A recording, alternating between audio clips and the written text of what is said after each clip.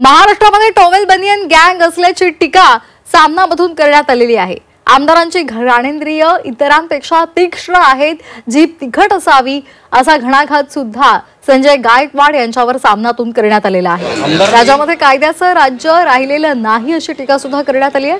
सरकारचं पोट समर्थकांचे गुन्हे पोटात घालणारे कोठार झाल्याची टीका सुद्धा करण्यात आली आहे। आमदार निवासामधील कॅन्टीनमधील कर्मचाऱ्याला मारहाण करण्यात आलेली होती आणि त्यावर संजय गायकवाड यांच्यावर सामनातून बोचरी टीका करण्यात आली आहे।